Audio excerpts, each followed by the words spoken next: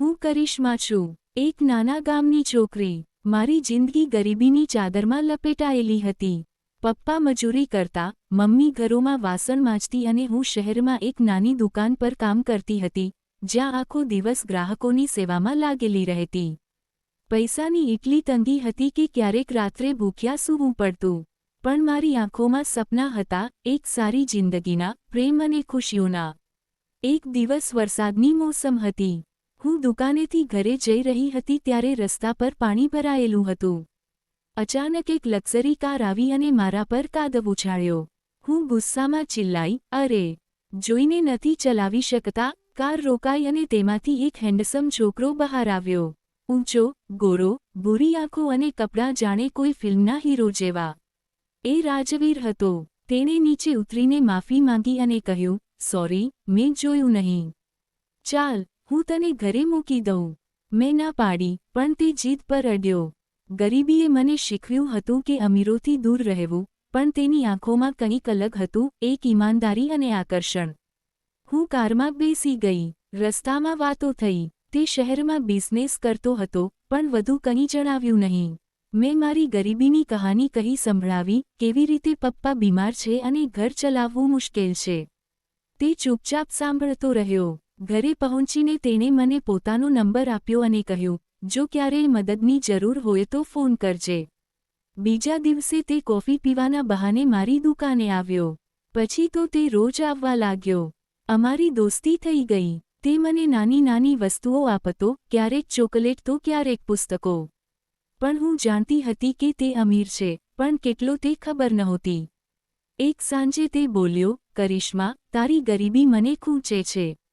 હું તારી મદદ કરવા માંગુ છું. મેં પૂછ્યું, કેવી રીતે? તે હસ્યો અને બોલ્યો, મારી સાથે ચાલ, હું તને મારા ઘરે આસિસ્ટન્ટની જોબ આપીશ. ગરીબીને કારણે હું મજબૂર હતી, એટલે મેં હા પાડી દીધી. હું તેના ઘરે પહોંચી. તે એક નાનું અને સાદું એપાર્ટમેન્ટ હતું. મને લાગ્યું કે કદાચ તે મિડલ ક્લાસ હશે. પણ રાજવીરનો વ્યવહાર ખૂબ જ બોલ્ડ હતો. કામ દરમિયાન તે મારી નજીક આવતો, મારો હાથ પકડતો અને કહેતો, તું કેટલી સુંદર છે. મારા દિલમાં કંઈક થવા લાગ્યું હતું. એક રાત્રે કામ પૂરું થયા પછી ફરી વરસાદ શરૂ થયો. તેણે કહ્યું, રોકાઈ જા, સવારે જજે.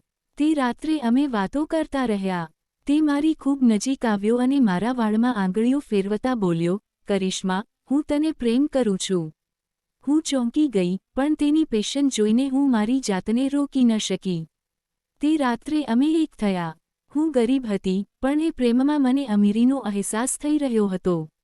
સવારે તેણે કહ્યું, મારી સાથે લગ્ન કરી લે. હું હસી પડી અને કહ્યું, તને ખબર છે ને હું ગરીબ છું? તારા ઘરના શું કહેશે? તેણે કહ્યું, મારા ઘરે કોઈ નથી, હું એકલો જ છું. હવે અહીંથી ટ્વિસ્ટ શરૂ થાય છે મિત્રો. મેં હા પાડી અને બીજા જ અઠવાડિયે એક નાના મંદિરમાં અમારા લગ્ન થઈ ગયા. કોઈ ધામધૂમ નહીં, એકદમ સાદાઈથી. લગ્ન પછી અમે એ જ નાના એપાર્ટમેન્ટમાં રહેવા લાગ્યા. હું ઘર સંભાળતી અને તે બહાર જતો. પણ ધીરે ધીરે મને શંકા થવા લાગી. તેના ફોન પર મોટા મોટા બિઝનેસમેનના કોલ્સ આવતા. એક દિવસ મેં તેનું વોલેટ જોયું તો તેમાં લાખોના ચેક હતા. મેં પૂછ્યું, આ શું છે? તેણે હસીને વાત ટાળી દીધી. એક સાંજે રાજવીર બોલ્યો, કરિશ્મા, આજે તારા માટે એક સરપ્રાઇઝ છે. આંખો બંધ કર. તે મને કારમાં ક્યાંક લઈ ગયો. જ્યારે મેં આંખો ખોલી, ત્યારે હું એક વિશાળ મહેલ જેવા ઘરની સામે હતી. આ શું છે? મેં પૂછ્યું. તેણે કહ્યું, આ આપણું ઘર છે. હું સ્તબ્ધ થઈ ગઈ. અંદર સ્વિમિંગ પૂલ, જીમ અને નોકર ચાકર હતા. રાજવીર, તું આટલો અમીર છે? મેં ધ્રુજતા અવાજે પૂછ્યું. તેણે સ્મિત સાથે કહ્યું, હા, હું રાજવીર સિંહ છું, સિંહ ગ્રુપ ઓફ ઇન્ડસ્ટ્રીઝ નો માલિક. અબજોની સંપત્તિ છે મારી પાસે. પણ મેં તને એટલે નહોતું જણાવ્યું કારણ કે હું ઈચ્છતો હતો કે તું મારા પૈસાને નહીં પણ મને પ્રેમ કરે.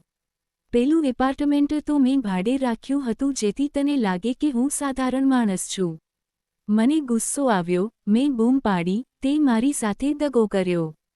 પણ તે મારી નજીક આવ્યો અને મને બાહોમાં લઈને કહ્યું, ના, મેં તને પ્રેમ કર્યો છે. તારી ગરીબીએ આપણને મેળવ્યા, પણ મારો પ્રેમ સાચો છે. તેની આંખોમાં આંસુ હતા અને હું પીગળી ગઈ. પણ ટ્વિસ્ટ હજુ બાકી છે. બીજા દિવસે મેં ઘરમાં એક રૂમ જોયો જે લોક હતો. મેં ચાવી શોધીને તેને ખોલ્યો.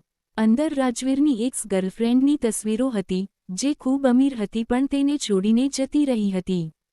ત્યાં એક ડાયરી પણ હતી જેમાં લખ્યું હતું કે મેં કરિશ્માને એટલે પસંદ કરી કારણ કે તે ગરીબ છે, જેથી હું તેને કંટ્રોલ કરી શકું. ગરીબ છોકરી જલ્દી માની જશે. હું આઘાતમાં હતી. શું આ પ્રેમ હતો કે કોઈ ષડયંત્ર? મેં તેની સામે આ વાત મૂકી. રાજવીર રડવા લાગ્યો અને બોલ્યો, ના, એ બધી જૂની વાતો છે. તારા પ્રેમે મને બદલી નાખ્યો છે. મને શંકા હતી. મેં ઘર છોડવાનો નિર્ણય કર્યો. પણ રાત્રે તે મારા ઘૂંટણીએ બેસીને કરગરવા લાગ્યો, કરિશ્મા, મેં તારી ગરીબીનો ફાયદો નથી ઉઠાવ્યો, પણ તારી સચ્ચાઈને કારણે તને પસંદ કરી છે. હવે મારી બધી અમીરી તારી છે. તેની વાતોમાં મને સાચો પ્રેમ દેખાયો. અમે ફરી એક થયા અને મેં તેને માફ કરી દીધો. અને સૌથી મોટો ટ્વિસ્ટ એ હતો કે હું પ્રેગ્નન્ટ હતી. અમારું બાળક આવવાનું હતું. રાજવીર ખુશીથી પાગલ થઈ ગયો અને તેણે પોતાની બધી મિલકત મારા નામે કરી દીધી. હવે હું ગરીબમાંથી અમીર બની ગઈ હતી. મિત્રો, આ વાર્તા શીખવે છે કે પ્રેમમાં ઉતાર ચઢાવ આવે છે, પણ અંતે સાચો પ્રેમ જ જીતે છે. રાજવીર અને હું હવે ખૂબ ખુશ છીએ.